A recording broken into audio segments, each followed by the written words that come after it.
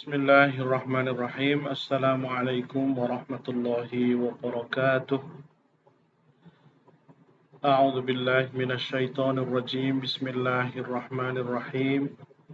Alhamdulillahi rabbil alamin wa bihi nasta'inu ala umuri dunya waddin. Assalatu wassalamu ala asyrafil anbiya'i wal mursalin. Sayyidina wa maulana Muhammadin wa ala alihi wa ashabihi ajma'in. Thumma amma ba'du. Saudara-saudara sekalian dimanapun Anda berada, Alhamdulillah, marilah senantiasa kita awali dengan memanjatkan rasa syukur kita kehadirat Allah Subhanahu wa Ta'ala. Salawat dan salam semoga senantiasa terlimpahkan pada Nabi kita, Nabi Muhammad Sallallahu Alaihi Wasallam. Baik, kita akan melanjutkan kajian kita di surat Al-Baqarah, di mana sekarang kita masuk di ayat yang ke 45. Bismillahirrahmanirrahim. Wasta'inu bis-sabri was-salah wa innaha lakabiratun illa 'alal khashi'in. Ya'muru ta'ala 'abidahu. Allah Subhanahu wa ta'ala memerintahkan kepada hamba-hambanya fima yu'maluna min khairid dunya al-akhirah bil isti'anati bis sabri was salah, supaya memohon pertolongan dalam menggapai kebaikan baik di dunia maupun di akhirat, yaitu dengan cara bis sabri was salah, dengan kesabaran dan dengan sholat. Fa'ammas sabru faqila innahu asyam. Ada sebagian ulama yang menyebutkan bahwa as-sabru di sini maksudnya adalah puasa. Ya, karena memang puasa itu identik dengan menahan diri, dan berlatih kesabaran.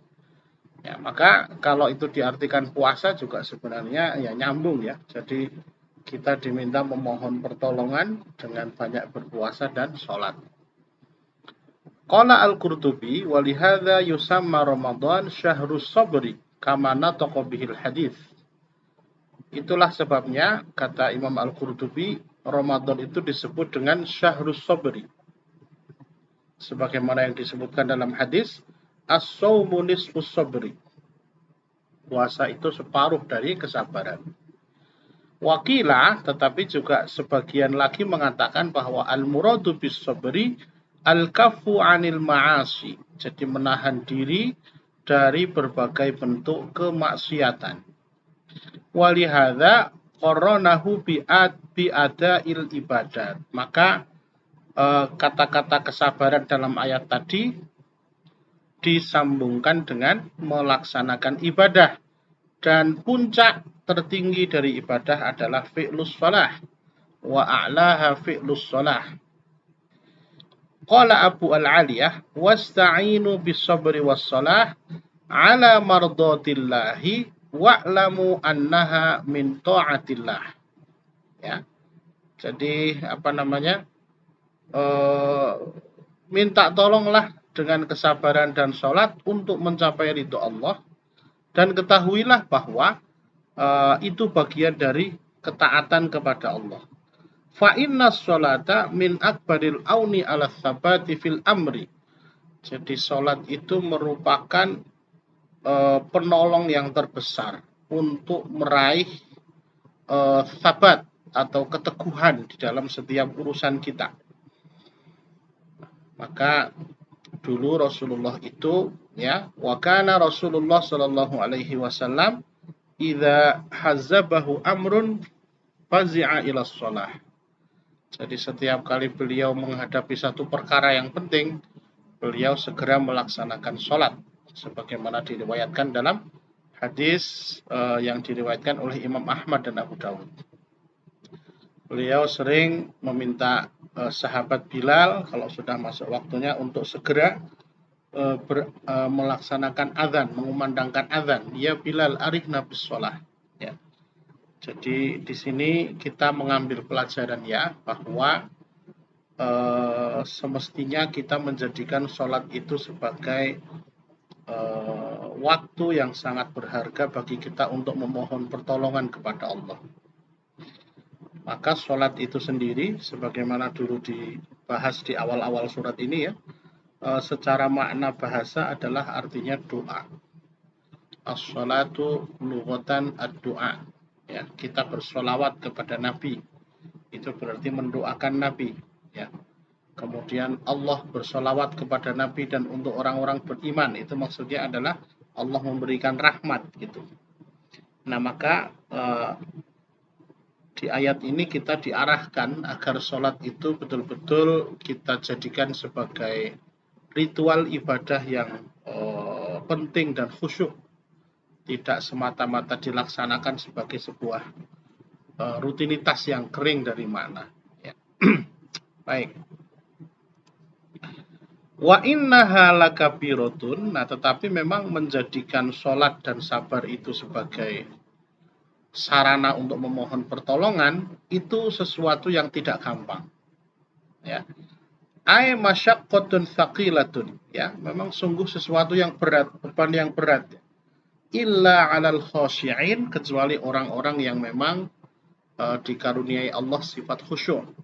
Nah, ini makanya berarti kesimpulannya jika kita ingin efektif dalam menjadikan sholat sebagai isti'anah, waktu untuk memohon pertolongan pada Allah, itu kita upayakan bisa menjalankan dengan khusyuk. Ya. Nah, apakah al-khasyi'in? Qala Ibnu Abbas, yakni al-musaddiqina bima anzalallahu, ay al-mutawadhi'ina al-mustakinina li ta'atihi. Jadi orang-orang yang membenarkan apa yang Allah turunkan, orang-orang yang tunduk, orang-orang yang tawadhu, orang-orang yang membenarkan wahyu, al-mutadzallilina min makhafatihi, orang-orang yang tunduk karena takut kepada Allah. Wadh-dhahir annal ayah wa in kanat khitaban fi siyaqi indzari Bani Israil. Jadi ayat ini meskipun tadi konteks sebelumnya itu berbicara kepada Bani Israel, fa innahum lam yaqsudu biha ala sabilit takhsis. Ya, tetapi sebenarnya secara makna tidak dimaksudkan hanya untuk Bani Israel saja. Wa innama hiya 'ammatun lahum wa li ghairihim. Tetapi ayat-ayat ini tadi berlaku umum baik untuk Bani Israel maupun selain Bani Israel. Wallahu a'lam. Wa qauluhu ta'ala, alladzina yadhunnuna annahum mulaqu rabbihim. Yakni orang-orang yang yakin bahwa mereka akan bertemu dengan Allah Subhanahu wa taala, Tuhannya. Wa annahum ilaihi raji'una, dan mereka yakin bahwa akan kembali kepada Allah. Hadza min tamamil kalam alladzi qablahu. Jadi ayat ini menyempurnakan makna ayat sebelumnya. Tadi disebutkan tentang sholat itu berat kecuali bagi orang-orang yang khusyuk. Nah, disifati di sini kemudian orang-orang yang khusyuk itu adalah orang-orang yang yakin bahwa nanti akan bertemu dengan Allah Subhanahu wa taala. Ai annas sholata la thaqilatun illa 'alal khashi'in. Ya, jadi sholat itu berat kecuali bagi orang-orang yang khusyuk. Alladzina yadhunnuna annahum mulaqu rabbihim, yakni orang-orang yang yakin bahwa mereka pasti akan bertemu, dikembalikan kepada Tuhannya. Ai ya'lamuna annahum mahsyuruna ilaihi yaumal qiyamah. Jadi mereka juga tahu bahwa mereka akan dikumpulkan nanti di hari kiamat. Ma'ruduna alaihi, dan dijejelkan, dihadapkan kepada Allah. Ya. Wa annahum ilaihi raji'un, dan mereka akan dikembalikan kepada Allah. Ai umuruhum raji'atun ila masyiatihi. Jadi semua perkara kita akan dikembalikan pada kehendak Allah. Yahkumu fiha ma yasha'u bi'adlihi. Allah yang akan menghakimi semuanya dengan seadil-adilnya. Baik, nah berikutnya ya setelah kita tadi tentang sholat dan sabar, kita gunakan sebagai isti'anah, memohon pertolongan pada Allah ya.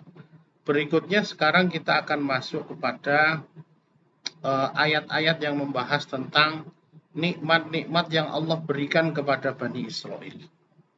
Bahkan Bani Israel diperingatkan, ya Bani Israel adhkuru ni'matiya. Wahai Bani Israel semua, ingatlah kalian semua kepada nikmatku, allati an'amtu alaikum, yang telah aku berikan pada kalian semua, kata Allah.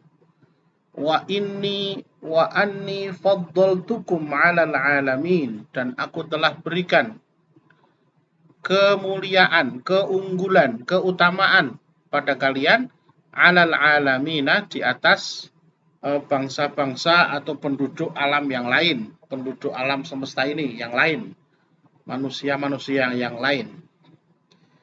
Yudzakiruhum ta'ala bisalifi ni'amihi ala abaihim wa aslafihim.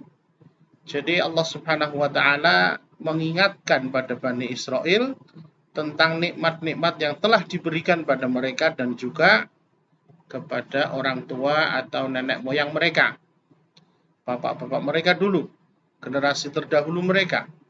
Wa makana faddalahum bihi min irsalir rusuli minhum wa inzalil kutubi alaihim. Jadi juga kemuliaan yang diberikan pada Bani Israel itu apalagi, bahwa diutus pada mereka banyak sekali rasul-rasul. Jadi kalau kita lihat ya, dalam silsilah nabi-nabi yang pernah Allah utus itu kurang lebih 15 diantaranya itu diutus kepada Bani Israel. Dulu sudah kita bahas ya, Israel itu sendiri adalah nama lain dari Nabi Yakub. Nah, maka disebut Bani Israel itu adalah keturunannya Nabi Yakub. Ya, jadi memang ya Bani Israel ini dulu nenek moyangnya juga para nabi gitu. Makanya wajar kalau banyak nabi diutus dari golongan mereka. Yusuf, Shu'aib, Musa, Harun, Zulkifli, Daud, Sulaiman, Ilyas, Ilyasa, Yunus, Zakaria, Yahya, Isa, itu semuanya dari Bani Israel. Kemudian juga diturunkan kitab-kitab pada mereka. Jadi semua kitab yang diturunkan sebelum Al-Quran itu turunnya kepada Bani Israel. Mulai Taurat pada Nabi Musa, Zabur pada Nabi Daud, ya, kemudian Injil kepada Nabi Isa alaihi wassalam, ya. Wa ala sairil umami min ahli zamanihim. Mereka juga dimuliakan di atas semua bangsa-bangsa yang lain sezaman dengan mereka. Ya. Wattaqu, maka takutlah kalian, ya, yauman, pada hari, yakni yaumal qiyamah, la tajri nafsun an nafsin syai'a. La tajzi nafsun an nafsin syai'a. Ya. Ketika seseorang tidak dapat membela pada orang lain sedikit pun. Ya, di hari kiamat memang semuanya sudah urusannya masing-masing, sendiri-sendiri. Ya. Ai la yughni ahadun an ahadin. Ya. Wala yuqbalu minha syafa'atun, dan tidak diterima syafaat dari mereka, yakni minal kafirina, dari orang-orang kafir, ya. Walahum yungsorun, dan mereka juga tidak akan mendapatkan pertolongan, ya. Jadi memang ini cukup cukup berat, ya, apa yang akan dihadapi di hari kiamat itu kalau tidak kita persiapkan, karena kita tidak bisa lagi minta tolong kepada orang lain, gitu. Maka Bani Israel ini diingatkan oleh Allah Subhanahu wa taala, gitu ya. Bahwa kalian harus ingat nikmat yang Allah berikan pada kalian itu sudah sangat banyak, gitu. Ai wala ahad yaghdabu lahum fayansuruhum wa yunqidhuhum min adzabillah. Jadi tidak ada seseorang pun yang bisa marah-marah dalam rangka membela atau menyelamatkan dari azab Allah, tidak bisa. Ya. Kama taqaddam min annahu la ya'tifu alaihim dzu qarabatin wala dzu jahin. Jadi karib kerabat, orang punya pangkat di dunia sudah nggak ada artinya. Wala yuqbalu minhum fida, tidak ada tebusan juga. Hadza kulluhu min janibit talattuf, ya. Ini semua adalah peringatan-peringatan yang disampaikan sejak dini, ya, dalam bentuk penuh dengan kelembutan gitu. Maksudnya bahwa peringatan-peringatan ini diberikan pada mereka ketika mereka masih berada di dunia, gitu, masih diberi kesempatan untuk bertaubat bagi yang bersalah. Wa idh najjaynakum min ali fir'auna, dan ingatlah ketika kami menyelamatkan kamu dari Fir'aun dan bala tentaranya. Yasumunakum su'al azab, yang menimpakan pada mereka siksaan atau azab yang berat. Apa bentuknya? Yudzabbihuna abna'akum. Fir'aun dan bala tentaranya menyembelih anak laki-laki. Wa yastahyuna nisa'akum, dan membiarkan hidup golongan perempuan. Wa fi dzalikum bala'un min rabbikum azim. Maka di sini ada bala, ada cobaan yang sangat berat, gitu. Ya, yaqulu ta'ala, uzkuru ya bani Israil ni'mati 'alaikum idza najjaynakum min ali fir'auna yasumunakum su'al adzab. Ai khallastukum minhum. Jadi kami selamatkan kalian semua dari aturan sewenang-wenang yang dibuat oleh Raja Fir'aun itu. Di mana Raja Fir'aun setiap bayi laki-laki lahir itu disembelih, ya. Wa anqadhtukum min aidihim suhbatan Musa alaihi salam. Kami selamatkan kalian semua dengan dibawa, ditemani, diantarkan menyeberang oleh Nabi Musa alaihi salam. Wa qad kanu yasumunakum ay yuridunakum wa yudhiqunakum wa yuwallunakum su'al adab. Mereka dahulu menimpakan siksaan atau bala. Mereka dahulu mendatangkan dan menimpakan dan memberlakukan siksaan kepada kalian, ya. Jadi kalau kita sedikit flashback ke belakang, ya, bahwa memang Bani Israel ini dulu di Mesir. Jadi tempat berkuasanya Fir'aun itu kan di Mesir, ya. Nah, Bani Israel ini kan tadi saya katakan turunannya Nabi Yakub, yang mana aslinya adalah dari daerah Palestina, itu di daerah Palestina. Nah, kemudian kalau kita baca di surat Yusuf, ya, di sana disebutkan bagaimana Nabi Yusuf mengajak orang tuanya, yakni Nabi Yakub dan juga ibunya dan juga saudara-saudaranya untuk tinggal di Mesir. Kenapa? Karena Nabi Yusuf sudah sukses menjadi seorang, ya, pejabat negara di Mesir. Jadi bapaknya, ibunya dan saudara-saudaranya yang terlunta-lunta di bumi Palestina itu, udahlah kalian ke Mesir aja, gitu. Nah, singkat cerita di Mesir anak turun Nabi Yakub ini jadi banyak, jadi beranak pinak, gitu, ya, bahkan menguasai Mesir, gitu. Nah, sementara Fir'aun yang diceritakan itu, Fir'aun yang di zamannya Nabi Musa itu, dia dari golongan pribumi asli, dari bangsa Kipti atau Koptik, ya. Nah, maka ketika Fir'aun berkuasa, itu dia menggunakan kekuasaannya untuk menumpas Bani Israel. Nah, ada satu cerita ini, ya. Wa dzalika anna fir'auna la'anahullah kana qad ra'a ru'yan halathu. Dia pernah bermimpi dengan satu mimpi yang mengejutkan dia. Ra'a naron kharajat min Baitul Maqdis. Dia bermimpi ada api yang keluar dari Baitul Maqdis, dari Masjidil Aqsa. Fadakhalat buyutal Qibti illa buyuta Bani Israil. Kemudian api itu menyembur, ya, memasuki rumah-rumah di Mesir, di kaum Kipti, tetapi api itu tidak masuk ke rumahnya Bani Israel, ke rumahnya orang-orang Bani Israel, ya. Madmunuha, maka kesimpulannya dia menyimpulkan anna zawala mulkihi yakunu ala yaday rajulin min Bani Israel. Bahwa nanti keruntuhan kerajaannya itu akan runtuh di tangan orang-orang pendatang dari Bani Israel itu. Ya. Dan memang nanti terbukti Bani Israel itu melahirkan salah satunya Nabi Musa, dan Nabi Musa lah yang nanti berperan besar dalam menenggelamkan Fir'aun dan bala tentaranya di Laut Merah karena mengejar Nabi Musa gitu. Ya. Nah, maka setelah mimpi tadi itu Fir'aun ya tadi akhirnya membuat kebijakan yang sangat-sangat kejam itu ya.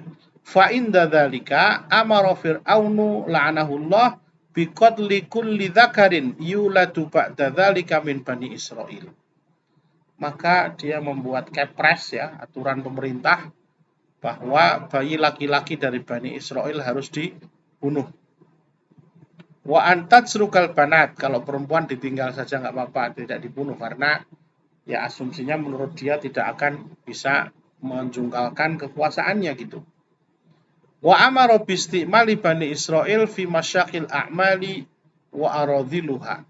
Dan dia juga memerintahkan kepada bala tentaranya agar Bani Israel digunakan atau dipekerjakan pada pekerjaan-pekerjaan yang berat. Ya. Wahahuna fussira al-adzabu bidzabhil abna. Maka dari sinilah kata-kata azab atau balaun azim tadi ya, balaun min rabbikum, yang mana tadi? Ya, su'al azab tadi ya. Su'al azab itu adalah itu maksudnya. Jadi disembelihnya anak-anak laki-laki dari golongan Bani Israil. Wa fi dzalikum bala ya isyaratun ila ma kanu fihi minal adzabil muhin min dzabhil abna'i wastihya'in nisa ya. Jadi kata-kata di situ ada bala, cobaan yang besar. Itu memang lebih tepat kalau artinya dikembalikan kepada azab tadi itu, aturan Fir'aun yang mengatakan bahwa bayi laki-laki harus dibunuh. Ya, karena nanti ada sebenarnya pendapat sebagian mufasir yang lain bahwa balak itu tidak mesti diartikan yang buruk. Dalam konteks Bani Israel, balak atau cobaan yang baik itu banyak diberikan pada mereka. Mereka di surat di bawah nanti ada diberi nikmat oleh Allah berupa ini itu tuh banyak. Baik, tapi di sini lebih kuat maknanya adalah balak bermakna yang ngerkasake, apa sih bahasa Indonesianya, yang membuat berat ya. Wa id faraqna bikumul bahra, dan ingatlah ketika kami membelah lautan. Fa anjaynakum, kemudian kami selamatkan kalian semua. Wa aghraqna ala fir'auna, dan kami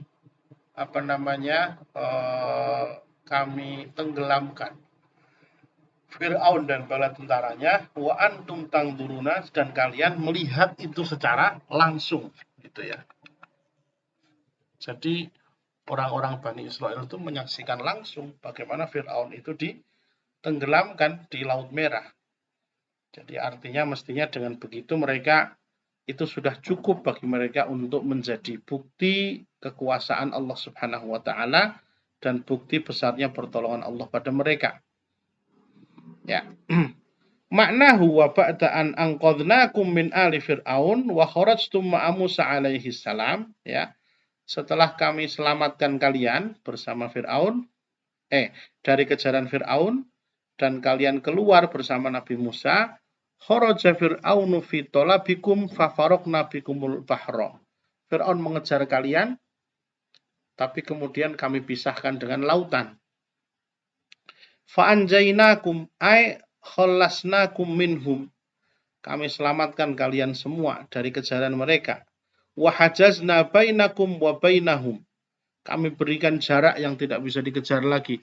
Wa aghraqnahum wa antum tangdurun. Nah, artinya kalau kalian melihat langsung seperti itu pertolongan Allah pada kalian ya.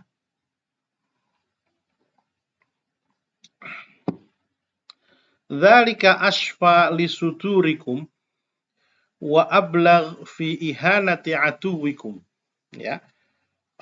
Yang seperti itu agar membuat kalian itu lega, kalian itu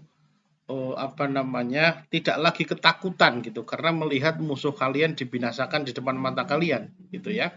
Sekaligus juga lebih marem, lebih mantep di dalam menghinakan Fir'aun yang selama ini sudah melakukan banyak sekali dosa dan kejahatan.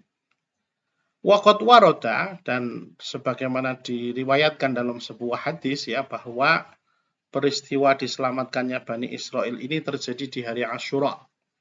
Kana yaumu Asyura lima ruwiya an Ibni Abbas akhrajahu Ahmad wa rawahul Bukhari wa Muslim wa Nasai wa Ibnu Majah.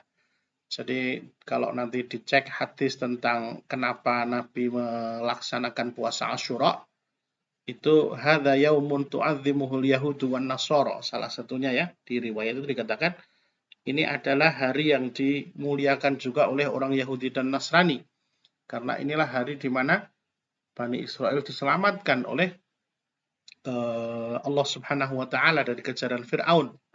Nah, kata Rasulullah, kita lebih berhak untuk merayakan itu, maka kita juga berpuasa di hari Asyura. Baik. Lanjut, wa idh wa'adna Musa arba'ina lailatan, dan ingatlah ketika kami menjanjikan kepada Nabi Musa untuk bermusyawarah selama 40 malam ya. Tsumma takhadhtumul ijla min ba'dihi, tapi kemudian kalian malah menjadikan patung anak sapi sebagai sesembahan. Wa antum dzalimun, kalian sungguh benar-benar zalim. Tsumma afauna ankum min ba'di dzalik, tapi toh kalian pun juga kemudian diampuni, dimaafkan oleh Allah Subhanahu wa taala, la'allakum tashkurun, supaya kalian mau bersyukur. Masya Allah ya, Bani Israel itu kayak begitu, diampuni oleh Allah ya. Wa idh ataina Musal kitaba wal furqana la'allakum tahtadun.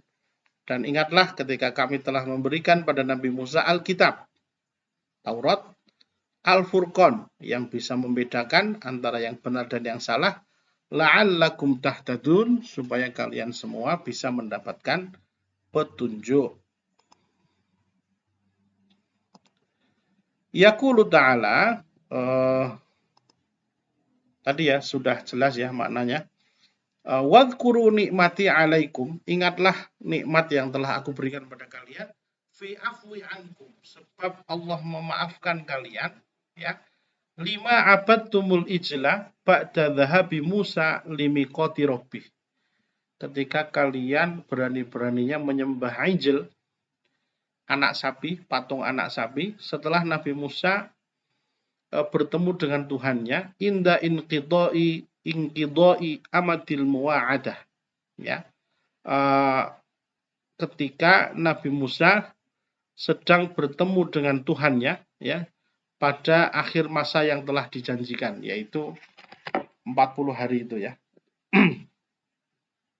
Wa kanat arba'ina yauman, dan itu adalah lamanya 40 hari. Nabi Musa itu jadi dipanggil oleh Allah untuk menerima instruksi-instruksi, kira-kira begitu ya, wahyu-wahyu dari kitab Taurat itu. Lah ternyata ditinggal 40 hari itu umatnya malah sudah pada menyembah patung anak sapi. Ini memang Bani Israel ini keterlaluan ya. Wa wa'adna Musa 30 lailatan wa atmamnaha bi asrin. Kalau ini di surat Al-A'raf ya. Wa kana dzalika ba'da khalasihim min fir'auna wa injahihim minal bahri. Ya, peristiwa ini memang terjadi setelah mereka diselamatkan dari kejaran Fir'aun ya. Dan diselamatkan dari Selat atau Laut Merah itu ya. Wa id ataina Musal kitab, maka ingatlah juga kalian ketika Nabi Musa sudah kami berikan kitab Taurat, wal furqan, yaitu untuk membedakan yang hak dan yang batil, mana yang petunjuk, mana yang menyesatkan, la'allakum tahtadun, supaya kalian mendapatkan petunjuk. Wa kana dzalika aidan ba'da khurujihim minal bahri. Ya, ini jelas ya. Itu juga terjadi setelah mereka lolos dari kejaran Firaun di Laut Merah itu. Nah, tetapi kemudian ya tadi, karena malah mereka sebagian ada yang menyembah anak patung, maka hukuman tetap diberlakukan.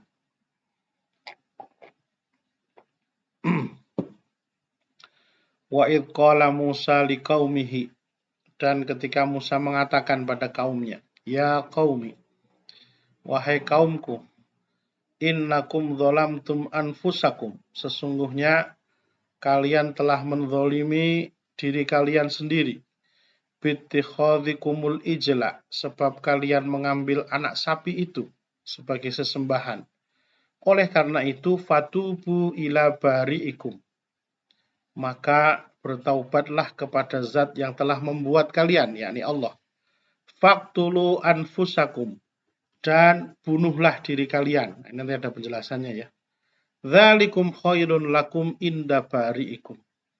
Itu lebih baik bagi Allah, ya. Fataba alaikum, sehingga Allah menerima taubat kalian.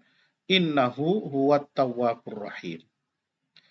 Hadhihi sifatu taubatihi ta'ala ala bani Israel min ibadatil ijli.